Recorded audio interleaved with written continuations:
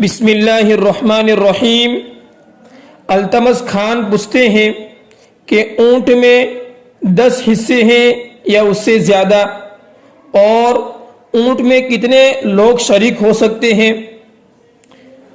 تو جواباً عرض یہ ہے کہ اونٹ میں 7 حصے ہی ہیں، 10 حصے یا اس سے زیادہ کوئی حصے نہیں ہیں، بلکہ جمہور اور امام ابو حنیفہ رحمۃ اللہ علیہ کا مذہب یہی ہے کہ اونٹ میں 7 حصے ہیں، اور اونٹ میں 7 لوگ شریک بھی ہو سکتے ہیں، اس سے زیادہ شریک نہیں ہو سکتے۔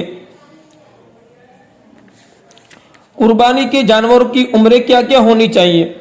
قربانی کے لیے جو جانور خریدا ہو تو اس کے اندر دیکھا جائے گا کہ اگر اونٹ ہے تو اونٹ کا 5 سال کا ہونا چاہیے، اور گائے ہے یا بیل ہے یا بھینس ہے تو اس کے پورے 2 سال ہونے چاہیے، اور بکری یا بکرا ہے یا دمبا ہو تو اس کا 1 سال ہونا چاہیے۔